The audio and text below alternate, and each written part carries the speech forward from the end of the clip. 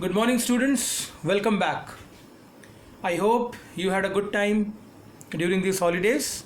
Okay, so now it is the time to come back to our studies. Okay, so let's start the chapter once again. We have already started the chapter, students, and we are learning socialism in Europe and the Russian Revolution.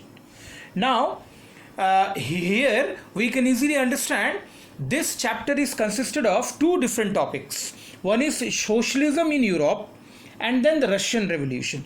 So, now presently we are learning socialism in Europe. How socialism came to Europe, how it developed in Europe, how the idea of socialism just come across the whole continent, that is Europe, that is the people of Europe. So this is what we are learning, and in this particular regard we have already learned the introduction of the chapter that I already told you about the age of the social change, the liberals, the radicals and the conservatives, the three different types of people in the European society, and then the industrial society and the social change. This is what we have already learned. In industrial society and social change, we have learned that how the industrial worker became one of the most important section of the society. This we have to understand it very carefully. The workers, they are one of the important section in the society because they were busy in the process of production, and with the production of these industrial goods, the different countries of Europe, they started a new process called colonization.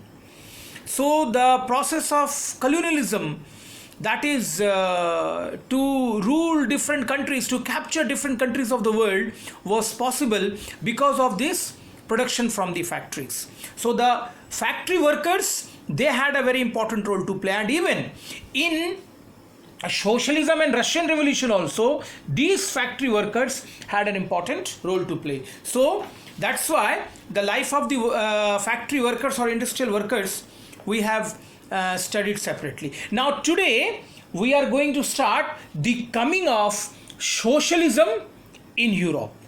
Now this is what we are going to learn today.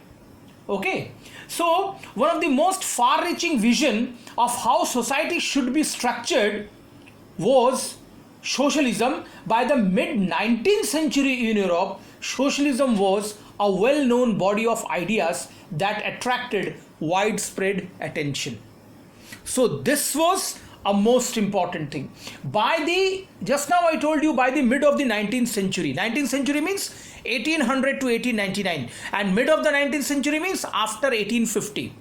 So my dear students, what happened suddenly in the mid of the 19th century? That idea of socialism developed. So now by the mid of the 19th century, or in the later half of the 19th century, the exploitation, this is the most important thing, the exploitation of workers at the factory levels, of the farmers or the peasants at the agricultural level. So this was quite common.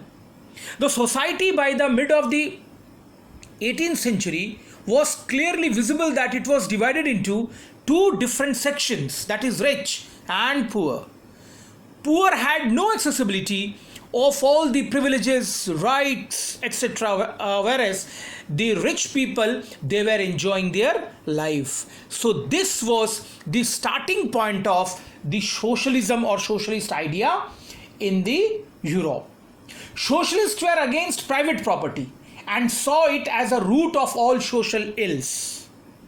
Individuals owned the property that gave employment, but that property were concerned only with personal gain and not with the welfare of those who made the property productive. That is, who made the property productive means the workers. So the industrialists, they took the advantage, all the advantages, and the workers who were the real heroes, they were neglected. So this was the idea of socialism. So the socialist idea says if the society as a whole, rather than a single individual control property, more attention would be paid to collective socialist interest. So this was the birth of the socialist idea in Europe. But how it spread, who were the people who supported and spread, this is what we are going to learn now. That's all for this lecture. We will continue with this.